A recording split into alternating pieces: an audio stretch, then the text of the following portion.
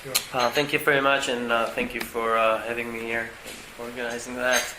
I'll start by saying that about 10 years ago I wanted to write an intellectual history of the 1967 war in the Middle East. Basically, the 1967 war, the 6 Days War, as it's known, is credited with completely transforming the Arab world. It is being said, and we can argue about it, but it is being said that there was a secular world that was completely destroyed afterwards, and that if there was any universal project in the Arab world prior to the 67 war, it completely disappeared afterwards, to the degree that the whole culture veered to some form of religiosity, sunk into itself deeper and deeper into some position of Islamic fundamentalism. That's the caricature of the war. And I was always intrigued by this. I said, what could be defeated in the desert in 6 days that render a military defeat into such cultural defeat? What was actually happening there? What was intellectually defeat? What was the project that was defeated?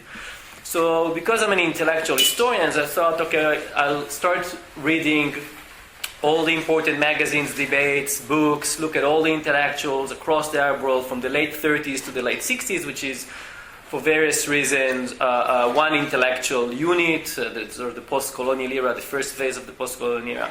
So I started reading for a few years, and immediately it occurred to me that no matter what I look at, I see the term wujudiya, existentialism. I see increased references to Jean-Paul Sartre.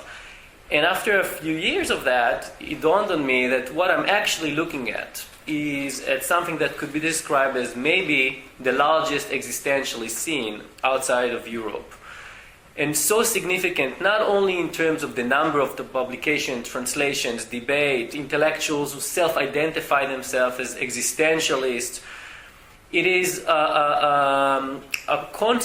was constitutive, in fact, to a whole post-colonial era project of creating a new Arab self that is coming out of the colonial era, trying to rethink what was colonial culture, what it did to us, what it did to the Arab subject, and begin to imagine a new kind of person. And indeed, in the Arab world, this is being now documented by me and some others, including Shireen, who is sitting here behind us. It is being acknowledged that no other Western intellectual was ever so engaged, translated, read, venerated, and so on as Jean-Paul Sartre. For about 2 decades, he really dominated a whole spectrum of what was happening in Arab culture. And also, this was not one of these one-way relationship. They translate and he is somewhere there in Paris. There are two-way relationship in the sense of a community, a circle of Arab intellectuals, Palestinians and Egyptians, who meet with him, who discuss with him various issues, who are eventually bringing him to the Arab world. And this relationship lasted for several years. They were not documented. I'm completing a book now with various diaries and sources in Arabic and in Hebrew which document this relationship. It's a forgotten episode from a historical perspective. Would not appear in any biography of Jean-Paul Sartre, not any Stolal Cohen, not others. So it is a important relationship, but there's something else to this relationship that immediately I understood, that this is a relationship that ended in a major disappointment for the Arab world. Not simply a disappointment, but an act of betrayal. And not simply an act of betrayal by Sartre, but what Arab intellectuals refer to as an iconic betrayal, in the sense that Sartre betrayed the Arab project to which he contributed knowingly more than any other intellectual. So I was also intrigued by the question that I'd like to address today. What did exactly Sartre betray? What happened? As you can imagine, it has to do with the Arab-Israeli conflict, with the fact that a week after he was photographed here, he went to Tel Aviv. And it's in the context of what was called the Arab-Israeli conflict that something happened. And there was a breakdown in the relationship so severe and so serious that immediately following the breakdown in the relationship, which happened in basically one act of Sarter signing some petition, he was disowned almost overnight. There's even a CIA report on that, believe it or not. I mean, there's CIA reports on everything, but there's even a report on how he was disowned almost immediately. Even his books were burned. Baghdad, that was known as the capital of Arab existentialism, his work was banned there, and so on. So this is the phenomena we're looking at, and the breakdown of the relationship. And now I'd like to kind of take us more slowly and try to understand what exactly is Arab existentialism. What exactly is the project that Arab intellectuals took so systematically, I would dare say so religiously in a secular way, so religiously. And how did it unravel? And what does it actually mean? I will start by saying that the discovery of existentialism in the Middle East does not start with Sartre, I mean Western existentialism. It starts actually with Heidegger, but I guess that's the talk for the UK Heidegger Society, if there is such. But at some point, Alexander Koire, who is a person who brought also Heidegger to France, comes to teach in Cairo. Yes, escaping the Nazis in June 1940, he finds himself in Cairo, and over there he meets several students who understand what he's talking and understand what he's bringing to Cairo, and they begin to think with this, and that is being tied immediately to Sufism, to Islamic mysticism, and the possibilities of constructing a new Arab self, which is not of the essence, but of the synchronicity of existence, which is, of course, a very promising proposition if you're coming out of the colonial era. So that's, I cannot talk about this now, that's in brackets, but this is a project that is going on in the late 40s and precedes the reception of Sartre. Sartre's work hasn't been translated yet, and so on. But then there is an interesting moment of the arrival of Sartre to the Middle East. First of all, this discovery of engagement, of this engagement, and this committed intellectual. That doesn't pass very well at the beginning, because the leading intelligentsia in the Arab world, especially Taha Hussein, who's the doyen of Arab letters, a genius by all accounts, a very broad spectrum of writing and thinking, a phenomenal human being. But he didn't like Sartre very much. He was, I would dare say, a little bit of a colonial humanist, very much implicated in the structure of colonialism and culture. He wrote famously that the future of Egypt is that of Paris, is that of France, that Arabs should become basically Europeans. He wrote it in 1939 as a platform for a new era. You understand, it's not going to translate very well to a post-colonial era. So when Sartre goes after André Gide, who's a friend of Taha Hussein, you can imagine that Taha Hussein actually think, oh, this guy is, this young guy in Paris, all the rage, is maybe not for us. But nonetheless, he translates the major terms in which Sartre thinks, and the term itself of engagement, of commitment, as iltizam. But that's just there in some journal. It doesn't make a big splash. No one cares about it until a young person from Beirut, Suhail Idris, who is a literary critic, just emerging as a literary critic, goes to Paris for a PhD right in the time in which existentialism is this kind of street philosophy, a philosophy of the cafe, in which whether you understand what it is or not, that's not the point of it. You live it. You listen to music, you are having sex, you're in this kind of carnival. And he's completely taken by the atmosphere and by the possibilities that the atmosphere, that this carnival opens for someone who's coming out of the colonial situation in the Middle East, which is kind of, for him, a double colonialism of the French, of the British, and of the family structure. Conventions of society which are suffocating. As he understood that, especially sexually. And he especially is being taken not only by that, but also by Le Temps Moderne. The fact that you can put a magazine there that is a literary, cultural, political magazine that is involved, that is taking on issues. There is no such thing in the Arab world. The magazines that are there are not satisfactory for if you're going to reboot and start another culture, a post-colonial culture. So he is taking the formula of Le Temps Moderne, brings it to Beirut, calls it El Adab.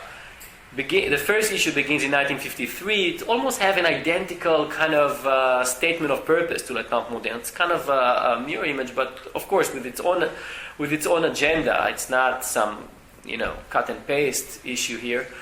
And that becomes the most dominant magazine in the Arab world easily in the 50s and 60s, possibly all the way to the Lebanese civil war in 1975. It's a major, major venue that is actually a marketplace for these new ideas. And for him, he accepts also personally this idea of the Sarterian existentialist Arab thinker. And he's doing it on various levels, including actually playing himself as if he's Sarter, his wife, Aida Idris, would become the major translator of text, of everything that radiates from Paris and every third world thought, including Fanon and so on. This would be this power couple, as they would be called in the US today, really brought to the Arab world an entire pool of new writers and new thinking, and they kind of also played as if she is Beauvoir and he is Sartre. So the first project of Souheil Idriss is actually to contribute to the change of guard within the intellectual hierarchy of the Arab world. When you look around in the mid-50s, you see who are the leading intellectuals. They're all intellectuals who are coming out of the colonial era, out of the 20s, 30s, and 40s. They're complacent with colonialism to a degree, and they don't understand the needs of the post-colonial generation, which is not simply physical liberation. It is indeed existential liberation. It is indeed a sense that, as always in colonialism, that the cultural environment and the self are not syncing at all. And you have to create synchronicity, which is known as a condition of authenticity, asala in Arabic, and for this you have to mine your heritage, the turath. So there's a whole new conversation that starts that they feel would correspond to the needs of the post-colonial generation. They also have another problem that the previous generation was complacent with, that not only of human dignity and a requirement for a new Arab self, but also of social justice. Life expectancy in Egypt in the late 30s would be 35-year-old for a man. That includes infant mortality, but you understand, it's what kind of society you are going to build if people die like flies as really subaltern peasants with no voice, no nothing. Certainly not as citizens. Basically, this is a zone of non-being in Sarter's term. So they are beginning to envision a new society, and the concept that they choose to change culture, to revolutionize culture, is Sarter's terms of engagement, which they call iltizam. It was basically the idea that you take the established generation and you kick them out. You basically politicize culture, politicize every act of literature. So the culture that would emerge can begin to account for the new politics that should happen and should guide society forward. And that's a joint project of young people. Some of them actually are not, have nothing to do with Sarterian thought. Some of them are communist and Marxist in the sense that they follow socialist realism, Soviet socialist realism, which is the best way to politicize culture. But they use Sarterian terms. So there are various fights within the Arab world of who is the authentic Sarter, what did Sarter mean by iltizam, engagement, and so on.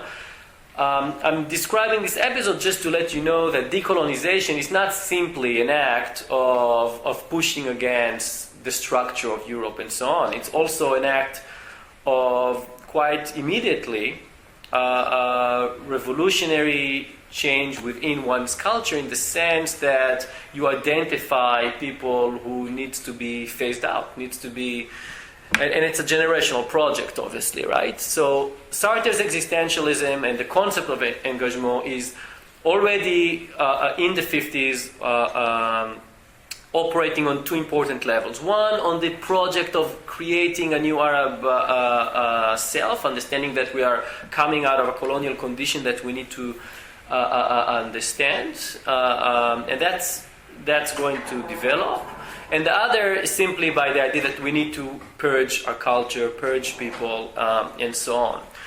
Now, the project of the self is a very slow one to emerge, because no one read a corpus of what is, Sartre's thought processed in hindsight and says, okay, this is what we're doing. It arrives at piecemeal. It arrives at, it's being packed in Marseille, unpacked in Alexandria, unpacked in Beirut.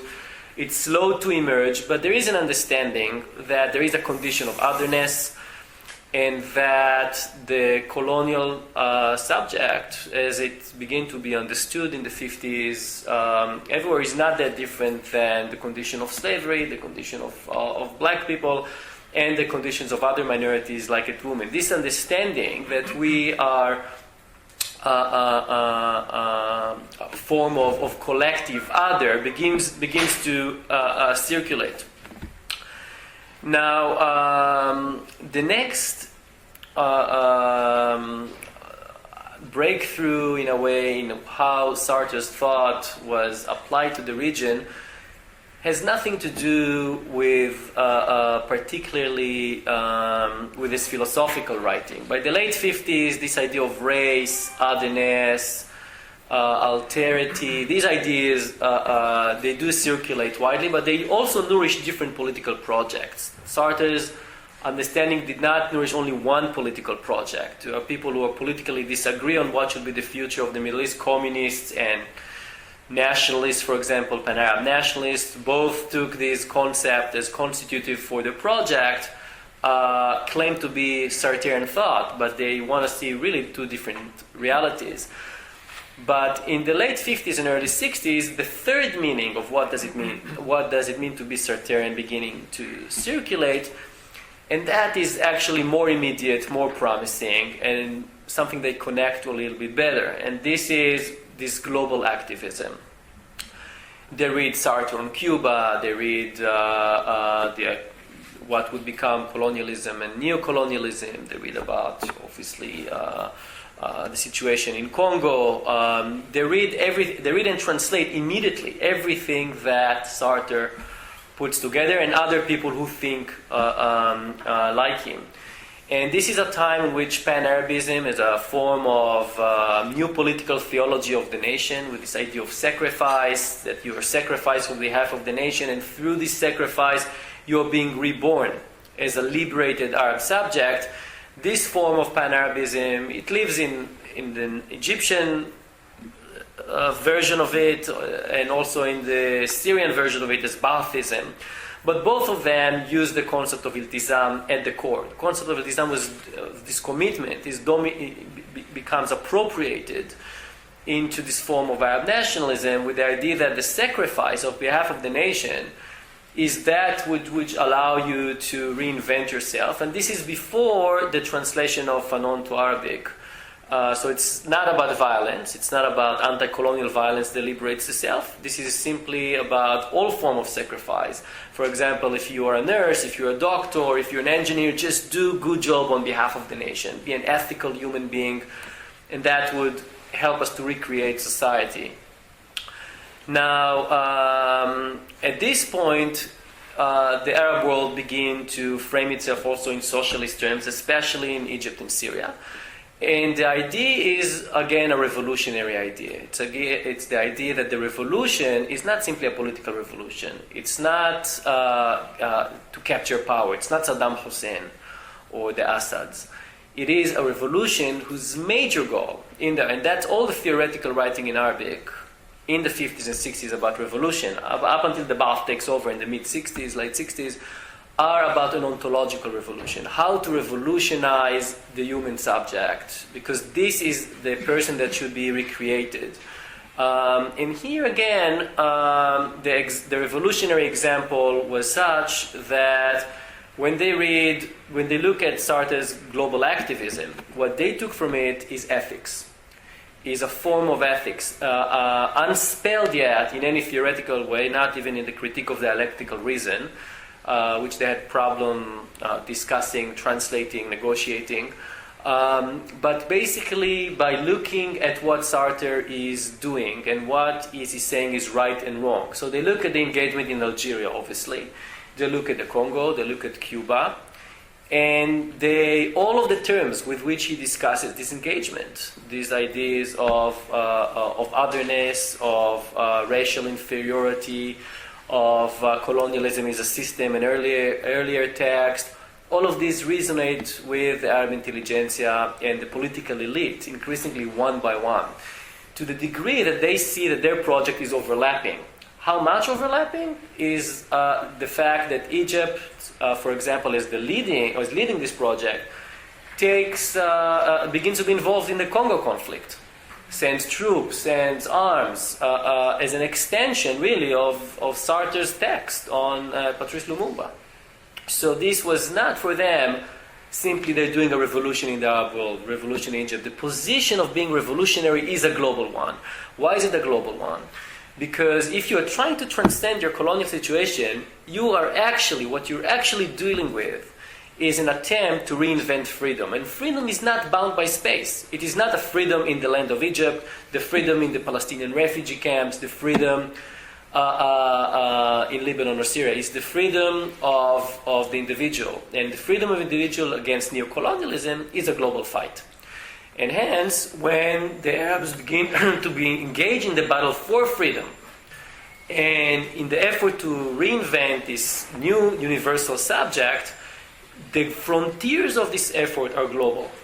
And this is why they are being involved basically around the world, including in Yemen against British colonialism, where they put considerable resources towards the liberation of Yemen, or what they thought is the liberation of Yemen, and so on. And to their surprise, they have a philosopher, the most influential philosopher, the anti-ambassador, as he was called, who's going around the world, speaking in the same language they speak, involved in the same project.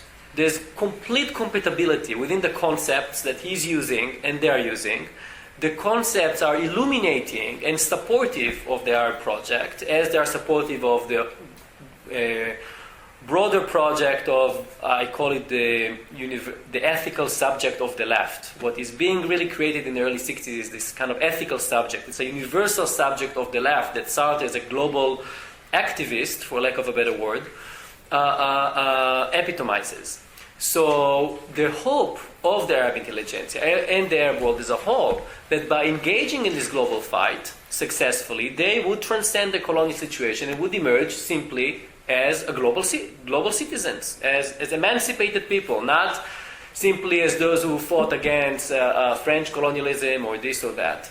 Now, what is the big thing that I'm missing here yet in this lecture is, okay, so what about Zionism? Where is Zionism and the relation to Zionism and to Israel stands in all of this? The Arab intellectuals like Fayez Sayer, a Palestinian, who begin to take on Sartre, and when I say begin to take on Sartre, it's not simply that these people read a few things in the Temps Moderne, translated it. Fayez Sayer, Hisham Sharabi, especially Palestinians, hooked up with existentialist philosophy from the very beginning, from the late 40s. And not only Sartre, Kierkegaard, Heidegger, they both do PhD in existentialist philosophy, one in Chicago, the other one in Georgetown University. Fayez Sayer was also working in the UN, with the people who worked on the Universal Declaration of Human Rights. So these are people who really understood existentialist philosophy, but also thought about it in terms of being a Palestinian refugee, of the state of statelessness, in the state of being the other of the Israelis, of the Zionists.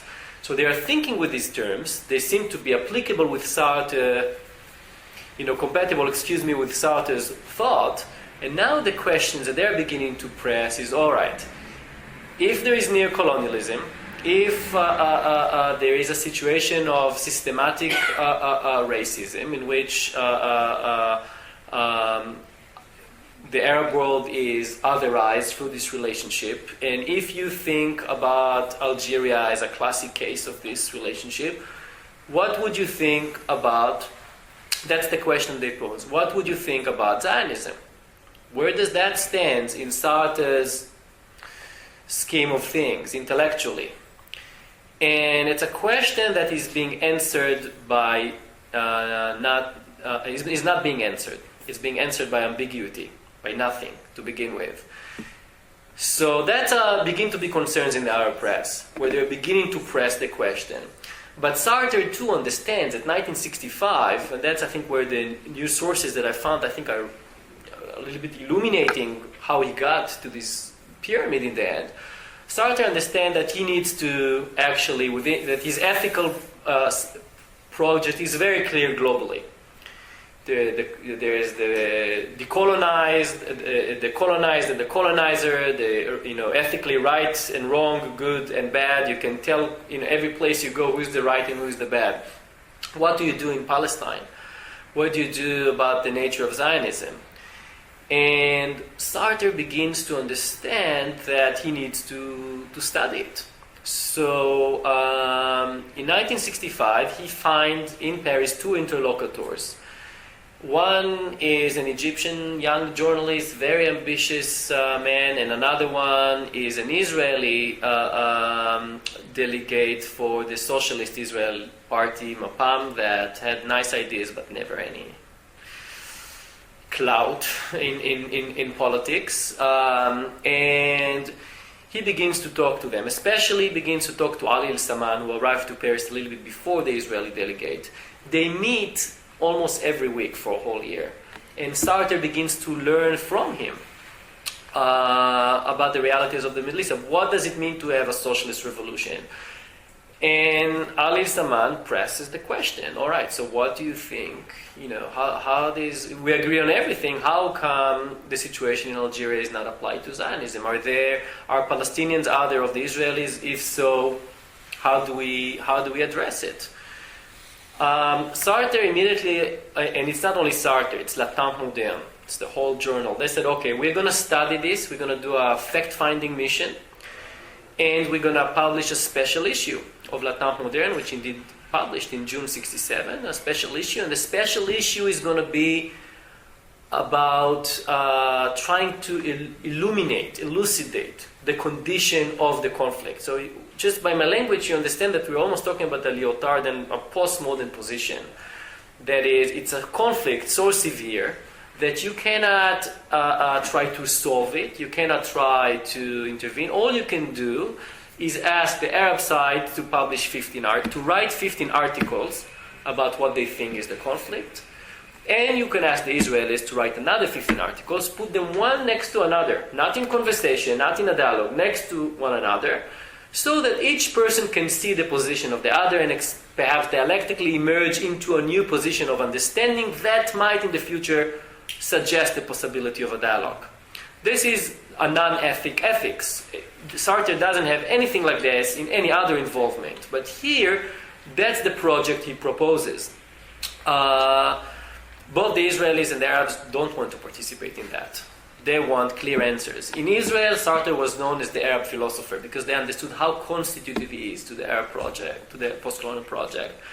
Sartre did not have such relationship or engagement in intellectually, ideologically, philosophically in Israel. It's a different story there. But after 2 years of preparing this, eventually he's ready to come to the region. And he agrees to go to Egypt, and he agrees to go to Israel, and he agrees to go to the Palestinian refugee camps. The visit itself is something that was never studied. It was never. You have to bring a lot of sources into this. It's a really long story, but There were a few statements that Sartre made, some of them in French, some in Hebrew that were translated to French. And these are the sources that are being used to understand what Sartre did on the conflict. What is missing here is not what Sartre said, which is not a lot, because the guy who would not stop himself from saying what he thought about any kind of conflict in the world resisted the very thing for which he was very famous, which is the text. He did not write a text on that. He did not want to say anything concrete. So what is left is to try to read his body language, to try to read what happens in this visit. There are a lot of sources that tell us. So to begin with, it's not Sartre's visits. All three of these visits. Claude Lanzmann, he is the producing manager of Le Temps Moderne, very influential within the apparatus. The whole project of the visit was not a Sartre project, it's a project of the whole Sartre circle. It's the machine of Le Temps Moderne is putting this together. So Lanzmann is putting it together. Lanzmann is a Jew, he's a Holocaust survivor, and he is a staunchly, as you probably know, a pro-Zionist. He is actually in the midst, as he revealed in his autobiography, but also interviewed him for this project. He's in the midst of discovering why he is a Zionist. So obviously, not a very good person as fine of an honest broker here in the project. Simone de Beauvoir actually have very strong feelings too about what's happening in the Middle East, and she is also taking very clearly a Zionist standpoint. The only one who is actually not persuaded by them is Sartre. And to understand Sartre's position, you have to understand the relationship between the three of them, which is a relationship that, of course, has many personal and other. But this is if you want to understand Sartre's position on Palestine, you have to understand this triangle. So they go to Egypt. It's immediately obvious to Lanzmann, I'll start by his perspective, that Sartre has the time of his life. He is very happy. He is discovering something, a form of revolution, and you have to understand, this is 1967, it's before May 68, the dead years in French history. Nothing happens between 62 and 68, right? And where is the example of revolutionary people? It's in China, and it's in Cuba, and it's in the Arab world. If you want to know how to be a revolutionary, come to the Arab world. Because Europe really have nothing to offer, and here is a form of socialism that can work. So Sartre is being very impressed by this, but also personally he's having a good time. You cannot put him to sleep by the end of the day. He's drinking, he's going on the Nile, he's partying. His schedule, if you follow the schedule, 2 weeks there, it's packed. And everywhere he goes, there's piles and piles of his books translated. Everybody wants to engage him and so on. Everybody's familiar with his thoughts, or what they think, or his thoughts are. At some point he said, "Look, your existentialism is how did he put it? It's a fashion. It's not. You have to engage more seriously." He wanted to tell them. But I personally, for my work, the idea that Arab existentialism was not the real existentialism, I don't care about. I think it's. We can talk about it later. Whatever non-serious European existentialism it was very serious in the Arab world. So he's very happy with it. But as the visit in Egypt goes on, the happier he is, the less happy Lanzmann is. Because Lanzmann begins to understand, hey, he's not going to fall on the side of Israel in the end of the story. They go to the Gaza Strip. The Egyptians did not want the tour to be hijacked by the Palestinian issue. Some intellectuals wanted, but not the Egyptian government, Egyptian El Haram, the newspaper that hosted him, the state newspaper. They did not want the Palestinian agenda to take over. They wanted Sartre to acknowledge the revolutionary effort of Egypt as a place that managed to do socialism, anti-imperialism, and being nationalist at the same time, which everybody in Europe in the 60s, that's kind of like the golden, if you can do this, that's terrific. And here's an example. And specifically Nasser wanted Sartre to write a book about him, the same way in which he wrote about, a hurricane in Cuba, or what's it called, Sartre in Cuba, as it was translated. He wants the same book.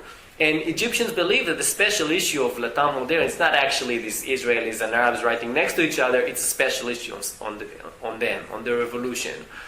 Nothing was, of course it wasn't true, so, the Palestinian issue was kind of played down. But Sartre goes to the Palestinian refugee camps in Gaza Strip, he's being taken by what he's seeing. I have very good documentation as to how influential the visit was. At some point he's taking, just to explain that you really have to look at what is happening in the visit between the three of them.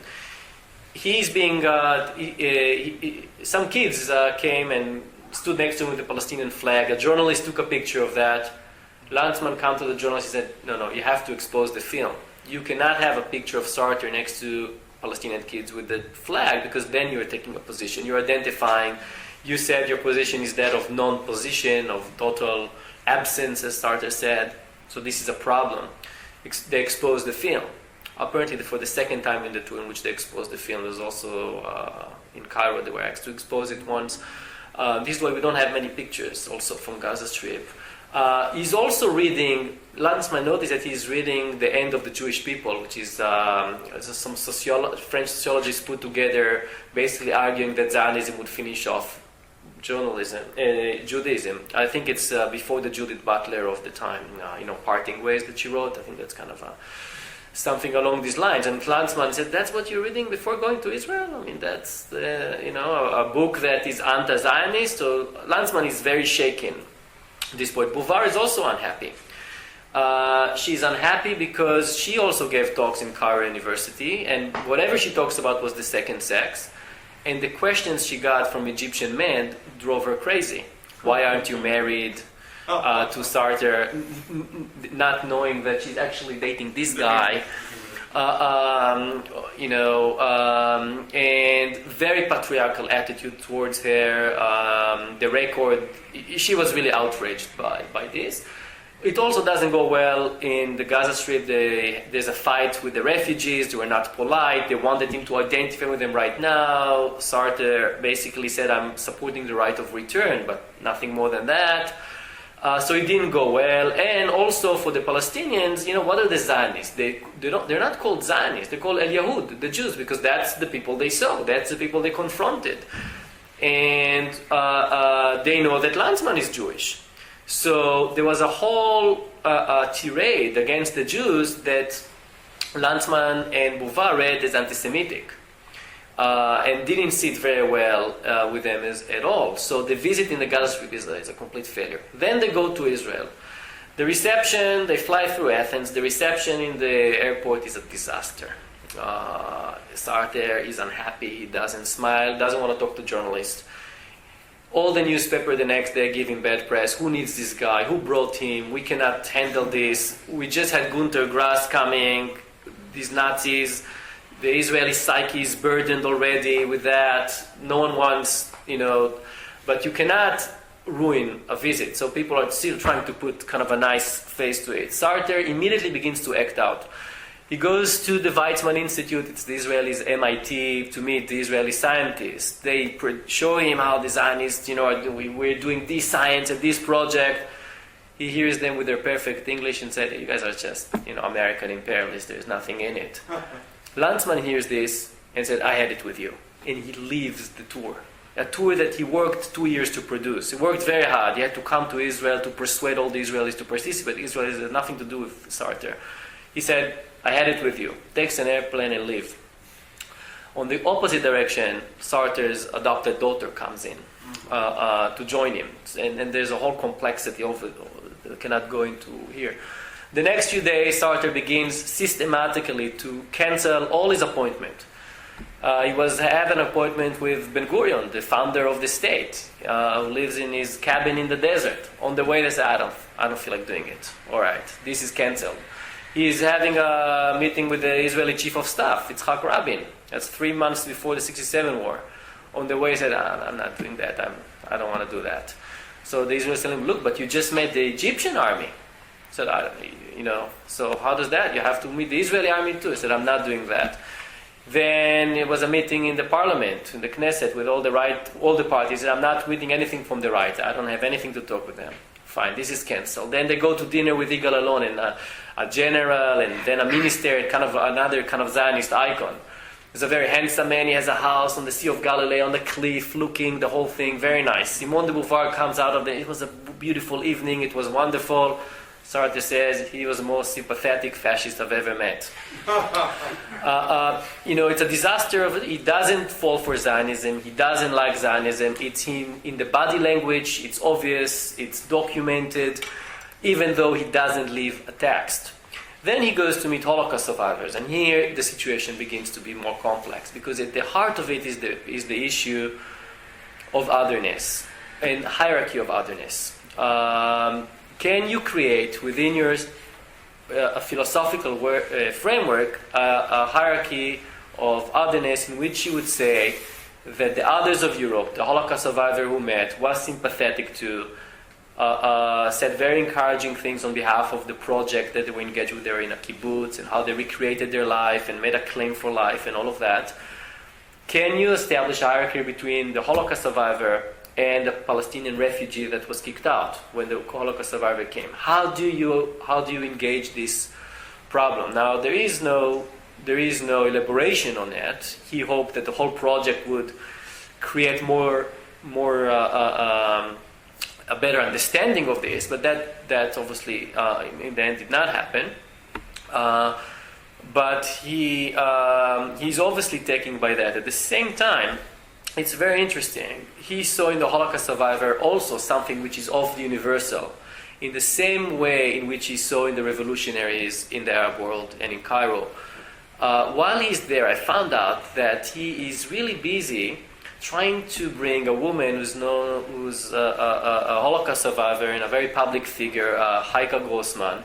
He wants her to serve on the Russell Tribunal. To try the Americans in Vietnam, right? He wants a Holocaust survivor to sit there and salvage this voice as an ethical voice, right? And there's a whole side story to this, but also we begin to understand sort of the complexity that he had, and he also had some public fight, a nasty fight with the head of one of the Socialist Party, in which Sartre tells him, what about the right of return? And he tells him it's an abstract. What is the right of return? It's abstract. So Sartre says, what's wrong with abstraction? He said, well, you cannot do, I'm a politician, I'm a practical man, you cannot do anything with abstraction. And anyway, we were promised a state in 1917, and instead we got Auschwitz, so that's what I think of your abstraction. So Sartre tells him, you see the refugees around the border? They're not an abstraction. It's a real problem, even if we talk about the right of return in abstract terms. So the whole thing doesn't work.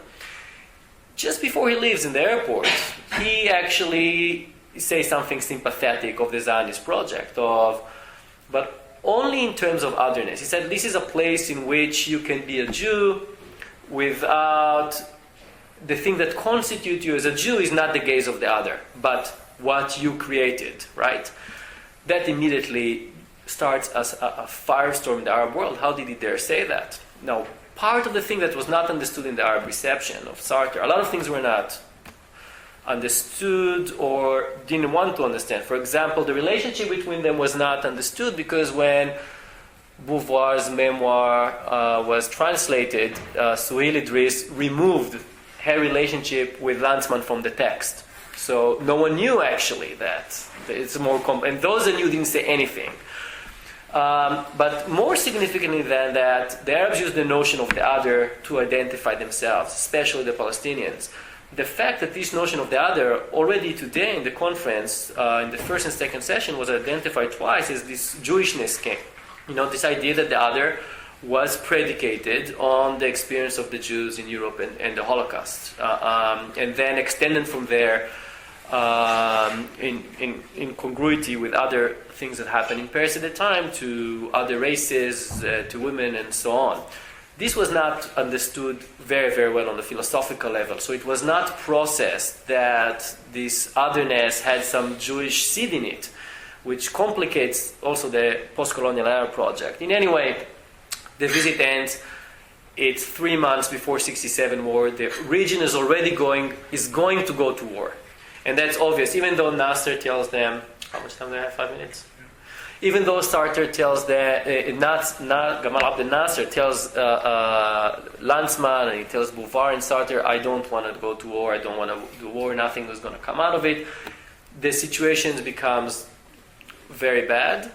It's late May. Sarter is writing the introduction to the special issue. The atmosphere in Paris is that of a second Holocaust is going to come. The French Jews, for the most part, hasn't discussed publicly the betrayal of the French Republic during the Second World War.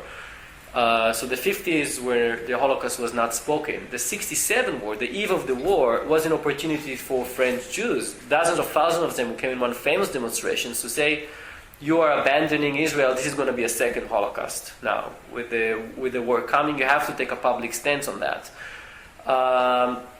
One of the people who were central to this notion of a second Holocaust is Lanzmann, who's very active in late May in Paris, in beginning to mobilize public opinion to take a stand against Nasser.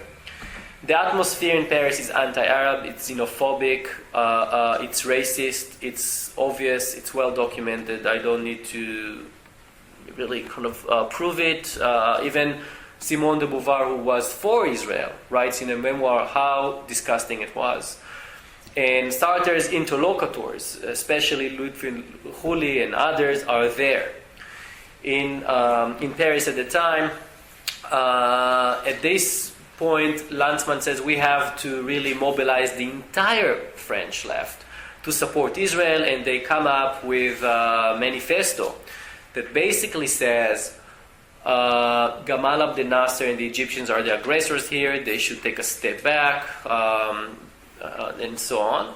Everybody signs it, from Picasso, Marguerite Duras, everybody signs it. Yankelevich, 58 intellectuals. If there was a French intelligentsia, they're all there. Of course, Simone de Beauvoir. Sartre doesn't want to sign. So he's avoiding them, but Lanzmann is chasing him. As he described to me, I wanted the signature. He's waiting outside his home, waiting. Finally, Sartre comes. They have an exchange there about the second Holocaust. Sartre gives him the signature. The next day, this appears in Le Monde, and in the Arab world, there is a gasp. It was immediately cables arrived to Paris. How did you do that? How did you divest? It's under this situation. The stress on Sartre is enormous. The cables, the Arab interlocutors he had, are people he had relationship with. And this relationship, look, today Lanzmann is the last man standing. You know, he can, in an interview, tell me a lot of things that I need to corroborate from another source. And I found the sources, including Israeli intelligence sources, believe it or not, were on the case too. So there is a rich understanding, relatively, of what was going on in the pressures. It's under this pressure he writing the introduction for the special issue. It's 1,000 pages. It's like this. Of his position of absence. But his position of absence and this whole structure of ambiguity that he maintained for 2 years, which is a betrayal of his own ethics, especially in Arab eyes, doesn't apply. He just signed the manifesto. It's quite clear what is happening in the manifesto. He took sides. It's June 5th, the special issue arrived to the stores just as the war begins. It's a complete destruction of the Arab army. It's a complete destruction of the post-colonial project. Now, I started by what was defeated in 67. There is a postscript to the story, but what was defeated in 67? It's not that existentialism is the most important thing, but the story of Sartre and existentialism in the Arab world does capture. It's not the most important thing. Again, it's not like everything was existentialism, but it does capture very sensitively the course of Arab thought, and symbolically the fall of relationship with Sartre is the betrayal of the possibility of any universal position for the Arabs. The idea in the 60s that if they revolt, if they are part of this global revolution, and they emerge as these global subjects that also sacrifice on behalf of the cause and so on, in real life, in material and so on, they would not be Arab subjects anymore. They would be universal subjects. They would be emancipated. Sartre's signatures turns the clock on that and brings them back this zone of non-being. The sense of emptiness in Arab text after this betrayal, and it's being seen as an iconic betrayal in that sense, colossal betrayal. I call it, a colossal no exit to take on Sartre. It's really a position of no exit. Is devastating for a whole generation. There are others who were not influenced by this. Islamic thinkers didn't care much about that, and now they start their own project. But for the generation of Lutfi al-Khuli, Faiz Sahel, and dozens of others that I traced their lives, this is a devastating blow. There is a postscript of a very powerful exchange between Jean-Paul Sartre and Lutfi al-Khuli after the war. In which Lutfi al-Khuli, a trial lawyer by training, basically goes after Sartre and try to ask him, okay, let's go now section by section, race, neocolonialism, otherness, and Sartre tells him what he thinks, and he tells him, don't you see that in Zionism it's the same? Don't you see what's happening in Israel?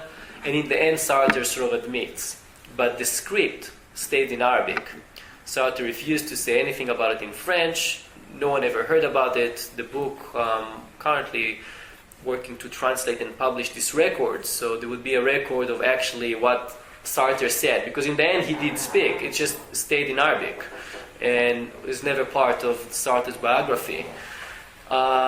Just to conclude, the project of existentialism, understood widely here as Arab existentialism, as you can see, had various applications. It has application from theater to literature to hardcore politics to state politics. It was really constitutive of a whole generational project, not a project of all the people who live in the Middle East, but of a specific generation that was hegemonic, that managed to achieve hegemony in the 50s and 60s. The collapse of this project is being seen still today, and you can see traces of it, for example, in Edward Said and in the famous piece he left in the London Review of Books in 2002 of an iconic betrayal, not only of Sartre, but of the Sartre's legacy, which is a betrayal of the French left and of critical theory as such, with the exception of Deleuze. Everybody else, from Foucault to Derrida and Etienne Balibar and others, all continue the same line of thought in which the Zionist Jew is, first of all, a European, a victim of Europe, and someone that have a higher status, unelaborated philosophically, over the Palestinian other. This is still the issue we're, of course, dealing with, except that after May 68, the ground ethically shifts significantly in ways in which it would not appear as a dilemma the way it appeared to Sartre and others back then. Thank you. Thank you very much.